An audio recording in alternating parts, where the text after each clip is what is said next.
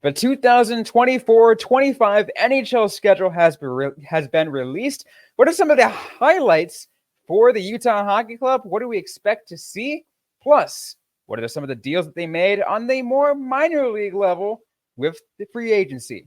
We'll talk about that on this episode of Locked On Utah Hockey Club.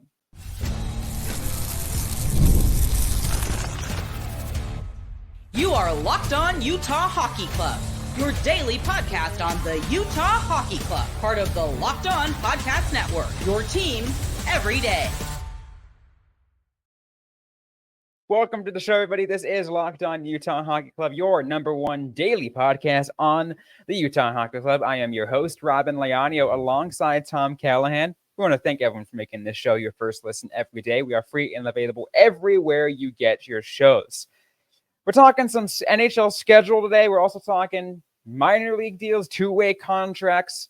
Tom, I don't think we've even talked about two-way contracts on our one-on-one episode. At least maybe, even if anything, it was just like a very, very brief flyover, maybe a one-sentence mention. But something that we can talk about now and talk about, what those mean. We'll see what it can get into it.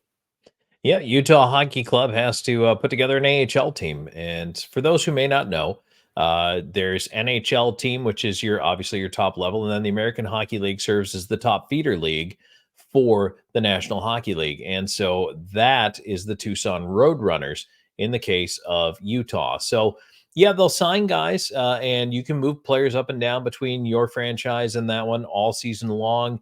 Depending on contract status, of course, and we talked a little bit about that in free agency, but you keep your prospects there. That's your top developmental farm team. So a lot of your younger prospects play there. Generally, you might put a couple of veterans on that team for leadership, which we'll talk about here in just a moment, actually, because Utah has done that. And it's a really important developmental ground. A lot of teams that are doing poorly in the NHL have good AHL teams. So the Kraken are a good example. Lehigh Valley just went all the way to the Calder Cup final in the American Hockey League. The Rochester Americans had a really good run while Buffalo is struggling up top. And you like to kind of see that because it means your farm system is strong and those players are on the way. So, you're developing that talent. That means an awful lot. And so it is a good thing to keep an eye on what's going on, not only in the NHL, but also the American Hockey League. Oh, yeah, absolutely. I think a lot of you guys are probably going to really love following the American Hockey League because a lot of your favorite guys are going to be down there. For the next maybe year or two. I mean, you're a Utah hockey fan. Maybe you're going to be already in love with the players you're going to see at the NHL level. I, for one, maybe Tom, it is because of, and you can probably attest to this because, once again, as the everydayers already know, Tucson Roadrunners are, how you and I met. You were running play-by-play of the Tucson Roadrunners while I was a beat writer for SB Nation at the time. It was really, I really enjoyed watching the American Hockey League because we saw some of the future of the franchise. And again, that year, first year we went in, seeing Dylan Strome, Nick Merkley, Lawson Krause on one line, and you had, who was I think Conrad Garland was second or third center, some around there. That Roadrunners team was just so fun to watch, and I'm like, oh my god, these guys are the future of the Coyotes. These are going to be exciting to watch, and getting to interview them too in the press room. Just in general, it's a lot more accessible. A lot of people love to watch those American Hockey League games, and getting contracts, making sure you have a good enough team to put out there, because getting butts in seats is a little more of a challenge at the American League level, despite how much praise I'm giving it right now. Yeah, well, it is a challenge at the American Hockey League level in most cities, not all. Some cities do very, very well. Coachella Valley's been doing fantastic. They have. It's a beautiful building, brand new, in a fantastic spot. They've really hit a home run there. Man, you look at some of these teams that have done well. Legacy teams tend to do well, but even they can flag a little bit if the team's not winning. And that's why I really like to see programs supported. And it's such good hockey. It is really, really good hockey. And I've always enjoyed watching the American Hockey League, even when I was in the NHL, when I was just in high school and college, I loved the NHL, but I also love watching the American Hockey League. Back then, it was more of a bus league. Now it is literally nationwide, and it's just amazing to see players year 1, year 2, year 3, and all of a sudden, boom, they're in the NHL, and oh wow, it's crazy Right. to watch them grow up before your eyes and mature into NHL players. It really is. And again, the players I just mentioned were just, the, examples of that. I've mentioned probably a decent amount of others who have made it, made their way up in years past. I think Matthias Pacelli was a Roadrunner for a season, for a very short period of time. You had a couple others who spent enough time in Tucson where, again, you really get to know these guys. You really do, and that's what's awesome. And that's going to be the case with the players that they just signed. We've been talking about, like, I could talk about the AHL all day, but let's talk about the actual players they signed, Tom, because the two of them are new signs. One of them is a re-sign. In signing Kevin Connauton, I think it was Andrew, right? Andrew Agozzino, and Travis Barron. Connauton and Agozzino are new signs. If you are a remnant of the Arizona Coyotes fan base, you might recognize that name. Connauton was a part of the organization many, many moons ago. And then Travis Barron is a re-sign. He was a part of the Roadrunners last year and is coming back. So when you saw the contract for those signed, it said two-way deal. A two-way deal essentially meant that the team is free to move them up and down between the American and National Hockey Leagues, however they see fit. Yes, and there's no way to block that movement for a player. Like if there's a no movement clause on a player, they can't be sent down without their permission. But when you sign a two-way contract, essentially you're going in with the knowledge that you could be on any team at any time, either the American League or the NHL. So that's the idea there. Agozzino is a guy I want to start off by talking about. 33-year-old guy, and this is the veteran leadership I referenced earlier. He led the Gulls, San Diego Gulls, which is Anaheim's farm team, in scoring last year, was 7th in the league. He had 64 points. So this guy is a player, but he also had the 5th most power play goals in the league.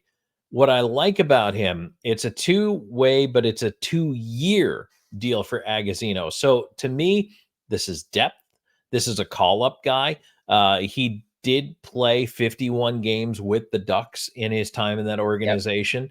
And I like that. He's a 3-time AHL All-Star. So he's been around 736 career AHL games. He has that leadership. He has that veteran presence. He's a guy who knows what it takes. He's been up with the pro team here and there. He's gotten more than a couple of cups of coffee. The other thing I really like is that he has been either a captain or an assistant captain most of his career. Yep. So I love that, and I think that's fantastic. He was also a captain in junior with Niagara Ice Dogs. I really like that about the player. I'm excited about this because this now, what you're saying is he might get a call up if there's an injury or there's a need for that veteran presence, but really what he's going to be doing is coaching up Tucson.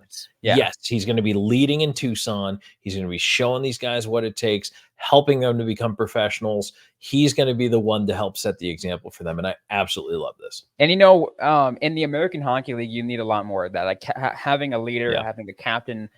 Not to say it's not important in the National Hockey League, but it's significantly more important to me, I think, in the American Hockey League. Yeah, you have a bench boss. You have a head coach. Steve Potvin does a very good job at it for their Tucson Roadrunners, but you need a guy who's on the ice who can be like a quarterback, be a general, be the one who's able to coach them on the fly while you can't really hear much else going on, or maybe even outside of the locker room. A more friendly, closer to your age kind of guy. Maybe the coaches, not to say Steve Potvin's not approachable. He's probably one of the most. If you ever meet the dude, you realize he is one of the most approachable guys ever. Such a friendly, super nice guy. I love Potsy. Such a good guy. But again, sometimes younger players, like they were just coming in, like maybe they're coming in from their, from juniors that they're after reaching 20 years old. They want somebody else to turn to, right? Maybe they haven't gotten the relationship with Coach Potvin yet. Maybe someone who's puts on that more, I'm your teammate face, of course, and that's what Agozzino is going to be doing. Yeah, and again, I really like that signing, and I mean, I love the leadership they have in Tucson with Potvin. I love that Agozzino is coming in there now, and I think there is a good, solid plan in place for this team. The other thing I love too is that Utah's front office has shown it's willing to be patient. I don't think they've really tried to rush guys. Sometimes they've needed to bring players up, and that's a different scenario as opposed to trying to jam a square peg into a round hole. I think they've done a good job allowing players their development time.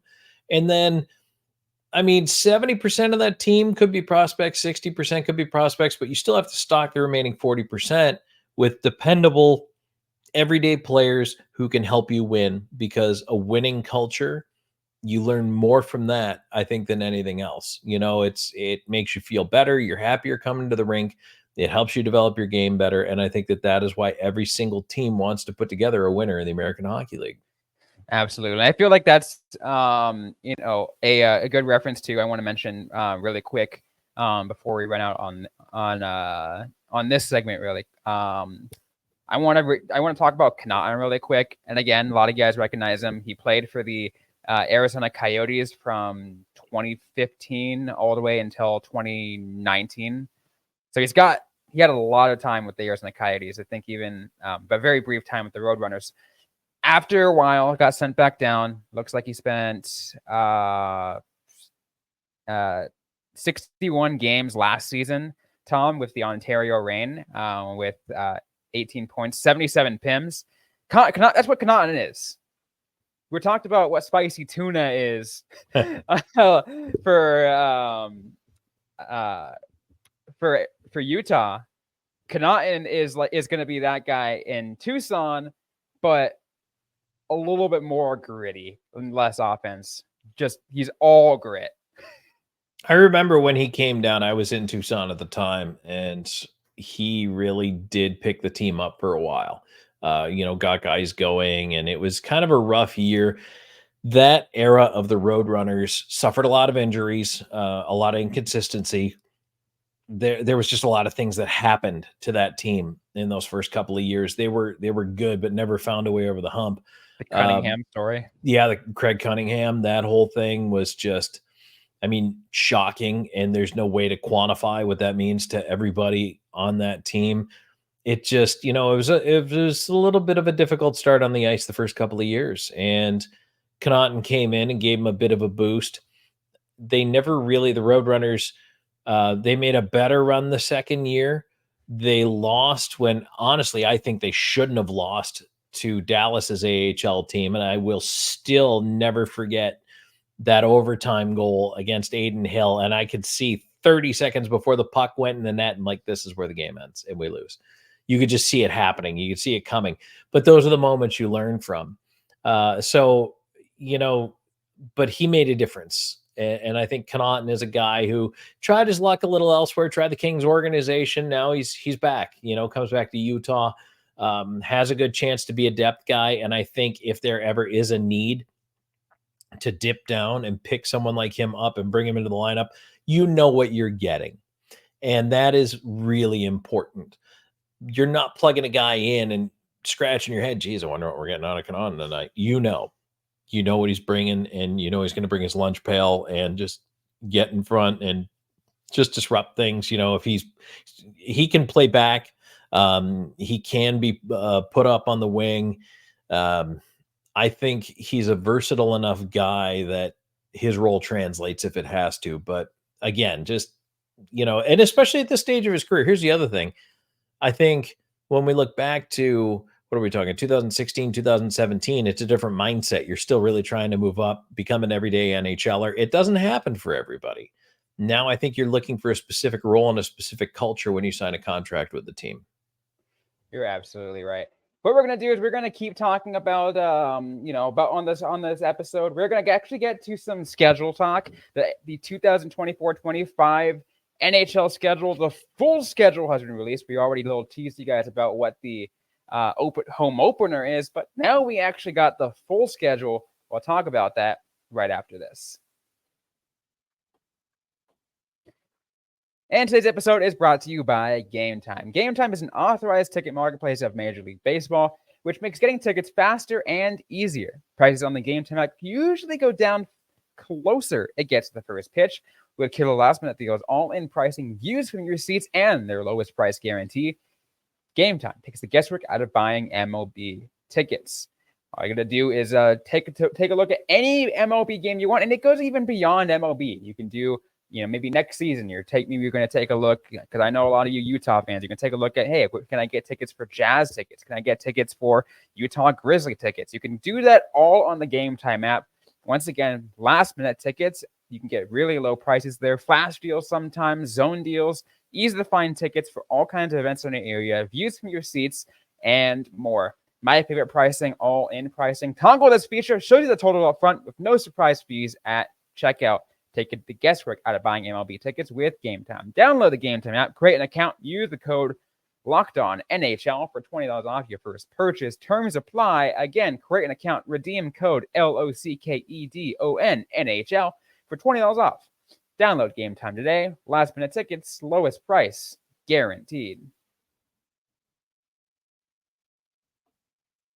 All right, we're going to keep going on this episode of Locked On Utah Hockey Club. Before I get into the schedule release, Tom, I do want to issue a very quick correction of yesterday's episode. People listening, I said the scrimmage was going to be at Park City. Actually, not going to be at Park City. The scrimmage is going to be at Delta Center on Friday. So don't go to Park City on Friday. If you're going to it is free to attend. So if you want to go to the Delta Center instead. Yes. I'm telling you this now. I'll probably even say it again throughout the week, as we get closer and closer to the event. But just want to make sure I issue that correction, because someone reminded me. It's like, yeah, the scrimmage is actually at Delta Center, which is good because now you can actually sell more tickets. You get more butts and seats for that. Yes, and you know what? It's exciting for the fans. Even a little taste of that scrimmage, and you know what? You're going to see some cool stuff. I mean, who knows? You may see a Ginla go off. You may see one of the other recent draft picks, or someone who is kind of a bubble guy to make the team. Make an impact, and it's fun. It's a good time, and you get together with your fellow Utah fans.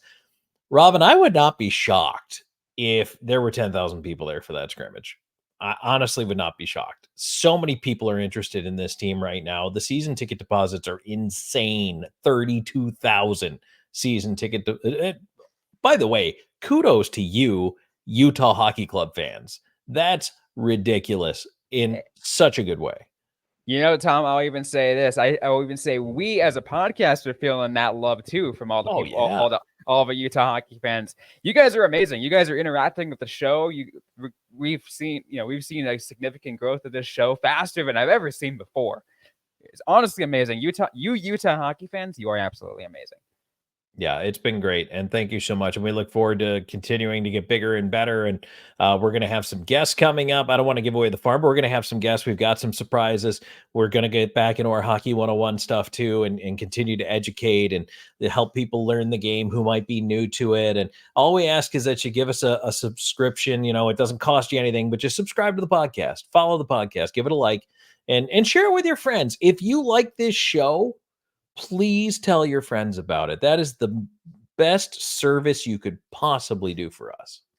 Absolutely. And again, if you also do really enjoy the content that we're going to have, we're going to slowly be, integrating a lot more exclusive content on our Insider Club as well. If you really enjoy what we have already, think about that. Add a little bit more, add a little bit more to our Insider Club.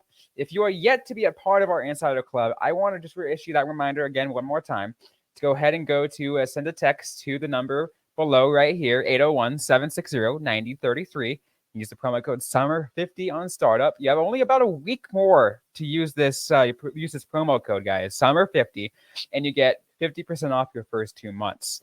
So just a heads up, use that. And then make sure you sign up before this promo expires, because you'll definitely want to be a part of this new club that we are building together.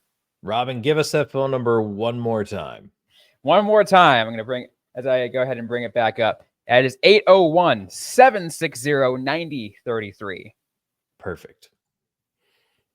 All Gotta right, give everybody time to grab their pencil and write it down. Who uses pencils? I do. Yeah. If you're on YouTube, I will also post a link with the promo included in the description, so you guys can sign up that way as well. But that is the number that we will text you from. So too. So just a heads up. You see it. If you see that number, that's us. Yes, absolutely. Not spam. Don't mark us spam. Don't mark us spam. All right, let's get into it, Tom. Talk about the schedule release finally. It is back out. It is finally out. I think a lot of people were excited about it. The video came out. Did you see a lot of these NHL teams posted like hype videos of the new schedule release, saying, highlights of the game, highlights of, who's coming to town and where they're going, what it is. I was getting really hyped at first for the Utah release. It's like that first 10 seconds, whatever. I'm like, ooh, let's go. They had some really good dates on there. I kind of bored out. They used the Zamboni to do the dates and whatever. I love that video. I mean, I like that. Do not harsh my mellow on this video. I loved it. I thought it was fantastic, because you're right. For the first 5-10 seconds, I'm like, is this going to be a metal video? Which also would excite me. But then all of a sudden it lays back into this groove. And it's like elevator music. No, the music was perfect, because it was hockey organ, but it was like a smooth, it was like just a very chill, almost like a samba type of thing, and just taking you through. And I love the way they use the Zamboni and the dasher boards and all that in the reveal. If you have not seen this video, man, again, I'm handing out kudos left and right, but to Utah's creative team, this was awesome. Yeah. Like, whoever put this together, I loved it. It was fantastic. I will say this one thing I would have liked to see, Tom, because the dates were that they included were not as much as I'd like to see. It included home opener, and it included a game against the Stanley Cup champs. I want to say there was one more in there. I think a couple others in there that were included. What I wanted to see was first, your first game against Vegas or Colorado, your geographic rivals. Yeah, I could understand that. I think they really only teased 3 games. Yeah. So I get that. Yeah, that was when, the home opener when Florida comes in was obviously, you want to know the championship, which I think is in January, is their only visit. But I agree, the division rivals, when are those guys coming?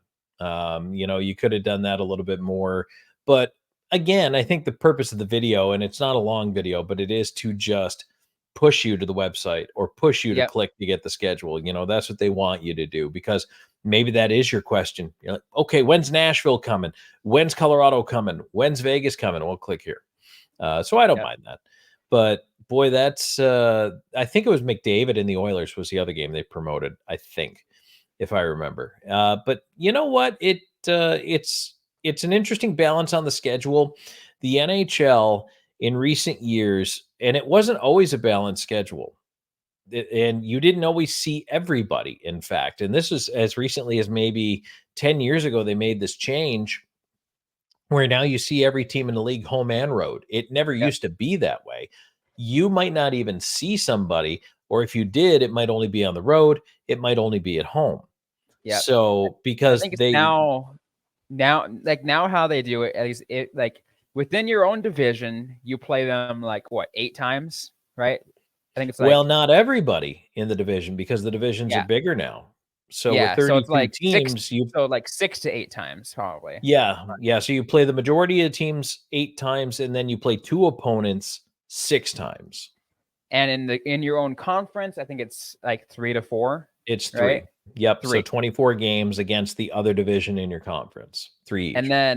And then for the other conference, so if you're in the Western Conference, you're playing an Eastern Conference team, a home and home. Right. 16 games. Yep. So that makes up your So 82 game schedule. So you get 16. You will go to everybody's building once. They will come to you once from the other conference, which is good for fans, I think. You never know. People want to see Boston. People want to see Ottawa. People want to see Montreal. Yeah, but bring them to all town. all the travel though, I want to add though, Tom. I think a lot of that's one of the things that for a while Coyotes fans were just freaking rolling their eyes over, saying like, all right, what are you doing with this whole travel schedule? I actually have the schedule up right now. I was able to finally upload it. It's kind of hard to read off of this, it looks like, but I mean, there's trying to say like what Vegas, like take a look at November. You got Vegas, Winnipeg, St. Louis, Nashville. So I mean, that's actually not terrible. They try to keep them close, but for some reason, there's always like a random like first week you got New York. So you got the New York teams in the New York metropolitan area, and they come back to play Anaheim. Like they go all the way back to the other coast to play Anaheim. Yeah, that's a rough stretch right there. And I've done that trip. So generally when you do Islanders, Rangers, Devils, you will stay in a central location, which tends to be Manhattan just because it's easier. Yeah. You can stay out on the island. And actually, I think the hotel's nicer out there now. New Jersey's crazy. You end up staying in Cherry Hill and you need a police escort just to get to Newark. But you probably need one in Newark too. But the three teams there, so you centralize that, you take a bus trip, but then what you're doing is you're leaving after that New Jersey game, which by the way is a 1:00 game. Note that. I think that is a 1:00 game. Yeah. 1:00 local time. So if you're living in Salt Lake City, living in Utah, anywhere in Utah, it is 1:00 local, so 1:00 mountain so time. That's the upside, because that is I think that's the Indigenous Peoples Day, formerly Columbus Day. Yes. But so now you're leaving at a reasonable time to get back home early Tuesday morning, flying back to Utah. You may actually fly straight to Anaheim. You probably aren't coming home on that trip. You're probably leaving, flying that night, getting in Anaheim late. And here's the other thing: when you fly into Anaheim, these are all the inside things I can tell you, having been in the NHL and traveled with teams. You cannot fly into Anaheim's airport any later than 10:00. They have a curfew.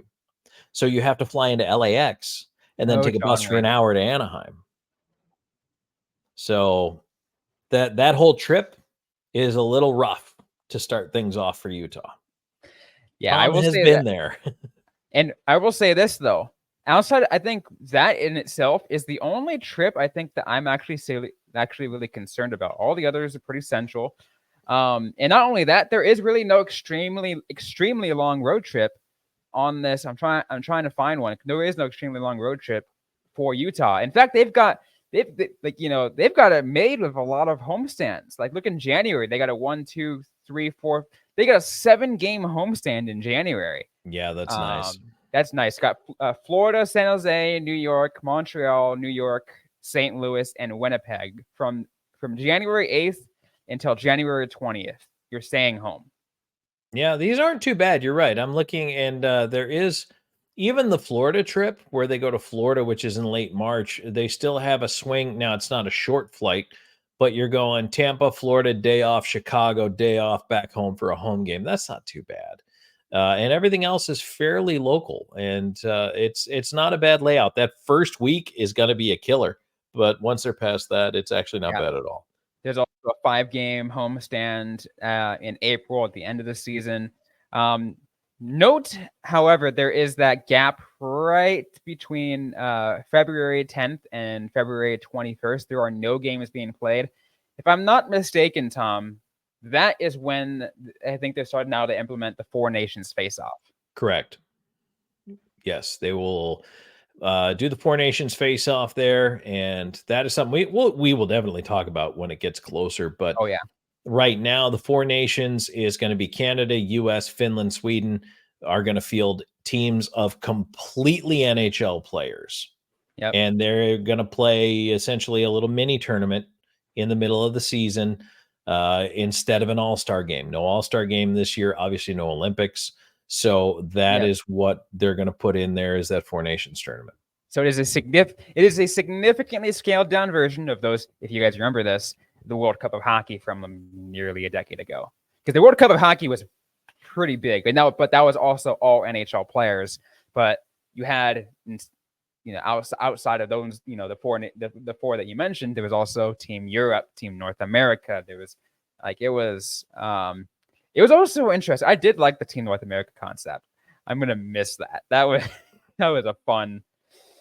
I think it's a little too much overload, though. I mean, it was interesting how they would do North America versus the world and stuff like that, because then guys who were opponents during the regular season became teammates. Well, especially because Team North America was just strictly U24. Right. And it could be just loaded. And I actually didn't mind the All-Star game going to 3-on-3 with divisions. I thought that was actually kind of fun. That was kind of cool. Yeah. At least you could watch that. And John Scott, All-Star game MVP. Fantastic. Yep. Love that. That will always be an iconic day.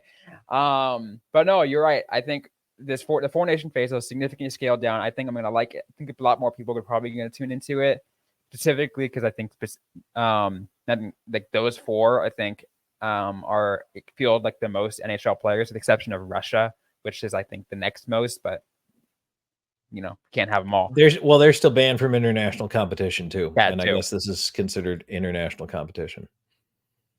So, yep. But you know what? Just to go back to the schedule for a minute, I really like the way it's laid out for Utah, and it's not, as you mentioned, the travel's not super stressful, and they do have a couple of nice homestands. You mentioned that big one in January, 7 games is crazy, 5 in April, which is awesome. But even at the end of October, I mean, they do play 5 games on the road in the month of October, but they have 5 out of 6 to end October at home. So that gives the home fans a pretty good taste of the team. Then they go on what is basically a 9-day trip to start November, and then they're back for 3 in a row. So it's a nice on and off break, and then you get into some of the closer travel where you can do back and forth, and it's actually really well laid out. I really do like the schedule for Utah, and I think it does. And again, this Coyotes fans, you probably might hate for me to say this. I think them being placed in Utah, I think helps out a lot, because that flight all the way to northern Canada from Arizona, like I say, getting from Arizona all the way to the Edmonton area to do like a Western Canada road trip, Edmonton, Winnipeg, Calgary, and Vancouver, whatever order it's supposed to be in. Like coming from Arizona, that's stressful, and then coming all the way back. If you're in Utah, you're kind of placed so you can kind of go up to, let's say, Vancouver for a day or whatever, and then come and then make your way back. Yeah, you don't have to make a whole trip out of it. Right. And that's the other thing too, is when you have the NHL generally has days between games. There are some back-to-backs, don't get me wrong, but generally you have a day between games, especially if you're traveling. So, it's not too bad. The only thing is there might be some weather delays in there, but you jump off that bridge when you come to it. Yeah, and then there's I think one other thing I do want to mention about that, it's because, now all in the same time zone too, versus, like Arizona technically was still, mountain time most of the year. The only issue was geographically, though, it was actually close. Like it was closer to all the Pacific Division teams. Like you were like a 5-hour drive away from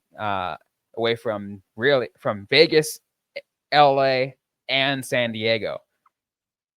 Like, there was a big push for realignment. I don't know if you remember this or not, but the Dallas Stars hated when they were lumped in with the California teams and Vancouver, because all of their road games were starting at 9:00 at night, 9:30 at night in Dallas, and they were getting crushed with their ratings on the road for TV. There wasn't as much interest because school kids are in bed by the time the puck even drops. So I think a geographic realignment had to happen, and Arizona going to the Central Division was not the worst thing in the world. And now even, being in Utah, Central Division is still pretty good geographically, but it works a lot.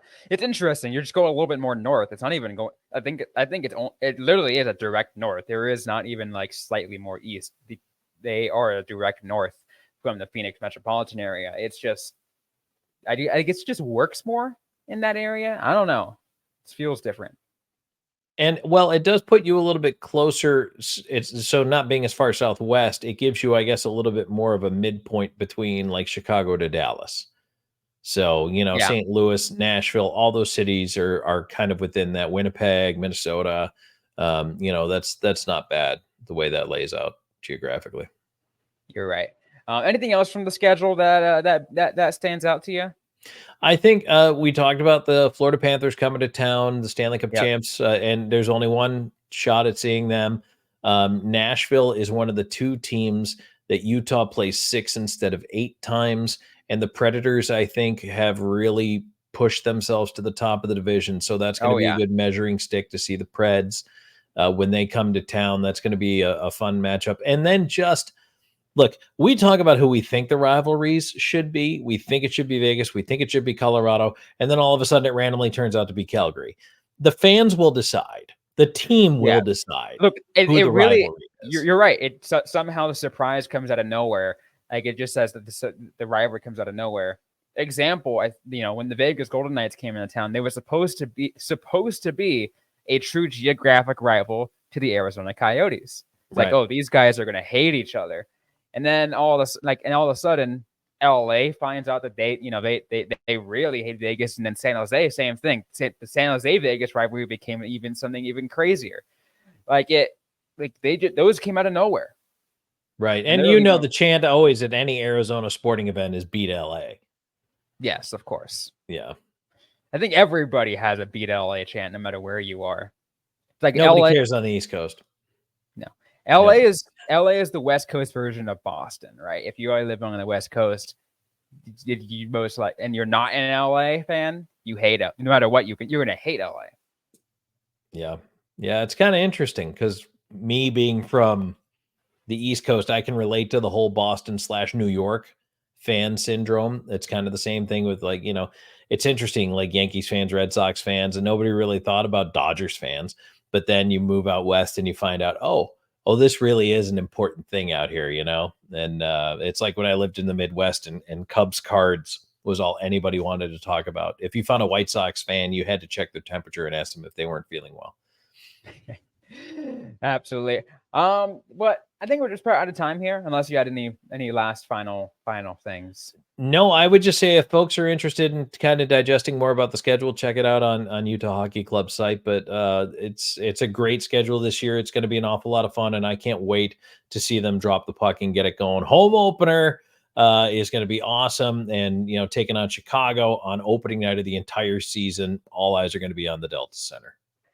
Absolutely. Well, that's going to be it for this episode of the Locked On Utah Hockey Club podcast. If you like what you heard, don't forget to leave a review, comment, subscribe if you have yet to already. We are available everywhere you get your shows, including on YouTube, Sirius XM, and ad-free on Amazon Music. So heads up, we're going to have a full month ahead of you guys, full month of content.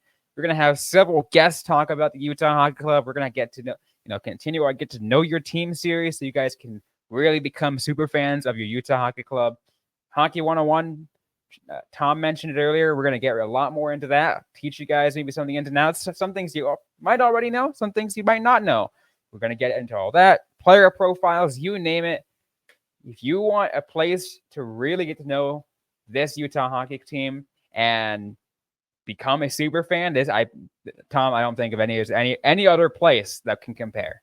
There's so much room on the bandwagon right now. Come on, jump on. We got room. Yeah, jump right on. Don't forget to interact with some social media, though. You can find us on Twitter, the app formerly known as Twitter. It's now known as X. On Instagram and on Threads, it's at LO_NHL Utah. I am personally at Robin_Leonio. Tom Callahan is at Callahan on Air. Interact with us, ask a question. We might answer right back or in a future episode of the Locked On Utah Hockey Club podcast. Thanks again, everyone, for listening to this episode, and we'll see you guys next time.